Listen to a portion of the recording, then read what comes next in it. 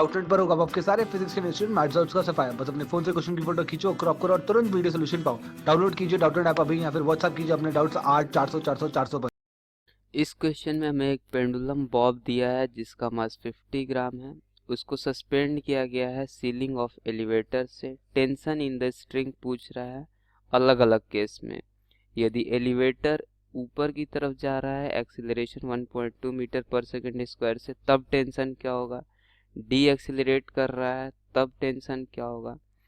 ऊपर जा रहा है यूनिफॉर्म वेलोसिटी से तब क्या होगा, और फिर नीचे जा रहा है किसी एक्सेलरेशन से तब। मतलब डिफरेंट केसेस में हमको पूछा गया है कि क्या जो होगा हमारा टेंशन होगा इन द स्ट्रिंग। तो ये हमारा एक एलिवेटर है, लेट अस सपोज ये है। इसके सीलिंग से एक बॉब हैंग है जिसका मास 50 ग्राम है। तो ये कुछ इस तरीके से है। इसका मास दे रखा है 50 ग्राम और ये इसके सीलिंग से जो है हैंग किया गया है। अब डिफरेंट केसेस में जो इसमें टेंशन प्रोड्यूस्ड होगा, तो मैंने पहले ही बता रखा है कि जो टेंशन होता है यदि इसको हम मास मानते हैं, तो यहाँ खुद को खड़े करके हम ये देखते हैं कि रस्सी किस तरफ है। तो वो ऊपर के साइड में है, तो टेंशन का डायरेक्शन क्या होगा, ऊपर की तरफ होगा। अब इस पे एक और फोर्स लग रहा होगा टेंशन के साथ साथ, वो होगा mg का। सिर्फ टेंशन फोर्स तो अप्लाई नहीं हो रहा है, mg तो हर जगह अप्लाई होता है। तो इस पे एक नीचे की तरफ फोर्स लगेगा, वो जो फोर्स लगेगा mg का होगा। एक ये फोर्स लग रहा होगा और ये फोर्स जो होगा mg का होगा। तो टोटल दो फोर्स जो है एक्ट कर रहा है। अब केसेस डिफरेंट होंगे तो हमारे इक्वेशंस भी डिफरेंट बनेंगे और टेंशन भी जो होंगे हमारे डिफरेंट आएंगे। तो हम हर केस में टेंशन फाइंड आउट करते हैं। तो फर्स्ट केस हम ले लेते हैं। लेट अस एज्यूम हमारा ए पार्ट। तो ए में क्या बोल रखा है कि ये जो है ऊपर जा रहा है with an acceleration 1.2 metre per second से। इट मीन्स दैट कि this system is accelerating upward with a speed of 1.2 with an acceleration of 1.2 metre per second square. यदि इस एक्सेलरेशन से ऊपर जा रहा है तो इसका मतलब क्या है, इसका मतलब ये है कि यदि यहाँ हमारा ऑब्जर्वर है, ये भी मैंने इसके प्रीवियस क्वेश्चन में 13th क्वेश्चन में बता रखा है कि यदि हम यहाँ खड़े को ऑब्जर्व करते हैं तो एक्सेलरेटिंग सिस्टम के ऊपर हमारा क्या होता है, इस बॉडी, ये जो ऑब्जर्वर है ये 50 ग्राम को रेस्ट में देख रहा है और यहाँ वाला ऑब्जर्वर जो है वो 50 ग्राम को एक्सेलरेट करता हुआ दिख रहा है एलिवेटर के साथ। तो यदि हम इस ऑब्जर्वर की बात कर रहे हैं तो इस ऑब्जर्वर को रेस्ट में दिख रहा है, तो रेस्ट में दिख रहा है तो इसके लिए एक सूडो फोर्स काम करेगा। वो जो सूडो फोर्स होगा एक्सेलरेटिंग बॉडी के अपोजिट डायरेक्शन में लगेगा। बॉडी अपवर्ड एक्सेलरेट कर रही है तो इसके अपोजिट डायरेक्शन में एक सूडो फोर्स काम करेगा। तो यहाँ T इज इक्वल टू क्या होगा, यहाँ से हम लिख लेंगे T is equal to mg plus this pseudo force which is equal to mass of the body into acceleration with which the system is accelerating, which is 1.2 means ma। तो T is equal to mg plus ma हो जाएगा। तो यहाँ से हमारे पास क्या आ जाएगा, m जो दिया हुआ है हमारे पास 50 ग्राम दिया हुआ है, तो इसको हम ग्राम में केजी में कन्वर्ट करेंगे तो ये होगा 0.05। यहाँ से हो जाएगा G प्लस A। अब G हमारे पास होता है 9.8 और A जो होगा हमारे पास वो है 1.2। तो ये क्या आ जाएगा 0.05 into this is equal to 9 + 1 10 11। इसको हम सॉल्व करेंगे तो ये हमारे पास आएगा 0.55 और टेंशन जो है वो भी एक फोर्स है तो इतना न्यूटन जो है हमारे पास आ जाएगा टेंशन फर्स्ट केस में।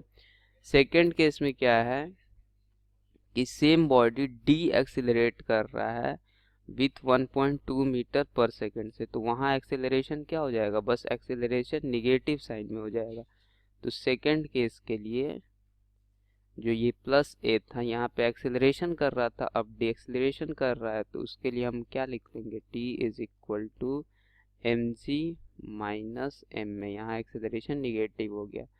तो सेम 0.5 जी माइनस ए, जी की वैल्यू 9.8 माइनस ए जो है 1.2 मीन्स 0.5 इंटू 8 माइनस 2 6.9 माइनस 1 है 8, कैरी तो लिए नहीं है, तो इसको हम सॉल्व करते हैं तो ये आ जाएगा हमारे पास, ये आएगा 4.3 न्यूटन। अब सी पार्ट क्या हमसे कह रहा है, सी पार्ट बोल रहा है कि goes up with uniform velocity, means सी केस में हमारे पास ये वेलोसिटी है ही नहीं, यूनिफॉर्म वेलोसिटी से जा रहा है, मतलब एक्सिलरेट नहीं हो रहा है।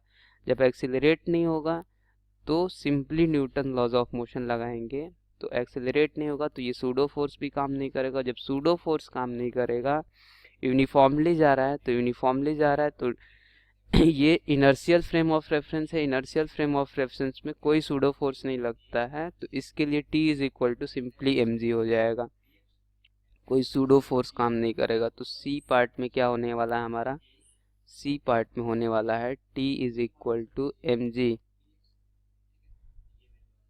तो यहाँ T is equal to mg, m क्या था हमारे पास 0.5 था, g 9.8 था, इसको मल्टीप्लाई करेंगे तो हमारे पास आ जाएगा 4.9 न्यूटन। अब डी केस क्या है हमारे पास, जो डी केस है वो ये है कि this goes up with an acceleration 1.2 metre per second. तो अब ये सिस्टम ऊपर की तरफ एक्सेलरेट हो रहा है 1.2 मीटर पर सेकेंड से, तो जो सूडो फोर्स एक्ट करेगा हमारा वो क्या होगा, नीचे की तरफ डाउनवर्ड डायरेक्शन में, गोज डाउन। मैं भी बोला कि इससे पहले भी ऊपर था, अभी भी ऊपर कैसे होगा, तो ये गोज डाउन लिखा हुआ है। अब नीचे की तरफ एक्सेलरेट कर रहा है 1.2 मीटर पर सेकेंड से, तो जो हमारा सूडो फोर्स एक्ट करेगा वो ऊपर एक्ट करेगा, और वो क्या होगा, mass into acceleration produced in the body, तो ये क्या हो जाएगा, ma का हो जाएगा। तो इस केस में क्या आ जाएगा, T plus ma is equal to mg, तो A से डाउनवर्ड एक्सेलरेट कर रहा है तो T plus ma is equal to mg। तो हमारा यदि डाउनवर्ड एक्सेलरेशन होगा तो हमारे पास क्या हो जाएगा, T plus ma is equal to mg। ये हमारा डी पार्ट था। तो यहाँ से टेंशन हम कैलकुलेट करेंगे तो वो आ जाएगा हमारे पास mg माइनस a, इसको हम सॉल्व करेंगे तो ये हमारे पास 0.5, g हमारे पास 9.8, a जो है हमारे पास 1.2, तो इसको हम ऑलरेडी सॉल्व कर चुके हैं, 0.5 into 8.6 which is equal to 4.3 Newton.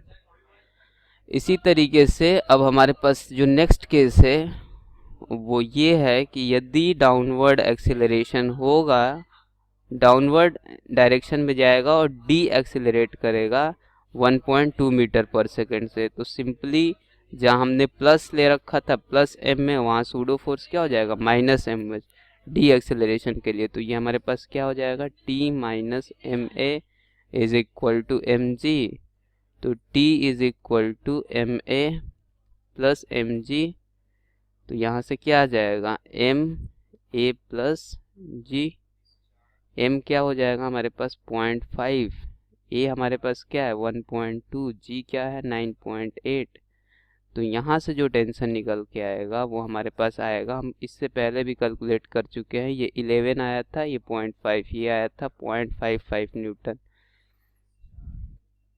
F जो पार्ट है हमारे पास वो क्या बोल रहा है, F जो बोल रहा है वो लिख रहा है goes down with uniform velocity, तो यदि नीचे यूनिफॉर्म वेलोसिटी से जाएगा मीन्स एक्सेलरेशन नहीं होगा, मीन्स ये सूडो फोर्स नहीं होगा, तो simply T is equal to क्या हो जाएगा, m में हो जाएगा हमारे पास। तो इस केस में सिंपली आ जाएगा F केस में T is equal to m में सिंपली, तो इसमें क्या आ जाएगा, T is equal to m A m क्या है हमारे पास 0.5, a जो है हमारे पास 1.2 है। और ये हमने कैलकुलेट कर लिया। t is equal to sorry mg होगा सिंपली, एक्सेलरेशन तो कुछ हो नहीं रहा है, यूनिफॉर्म वेलोसिटी से जा रहा है, तो ये हमारा 9.8 आएगा इंटू 9.8। तो इसको हमने कैलकुलेट कर रखा है, वो है हमारे पास 4.9 न्यूटन। तो ये हमारे पास 4.9 न्यूटन। तो हमने अलग अलग केसेस में टेंशन इन स्ट्रिंग हमने फाइंड आउट कर लिया। तो इन 3 केसेस में फाइंड किया, फिर इन 3 केसेस में फाइंड किया।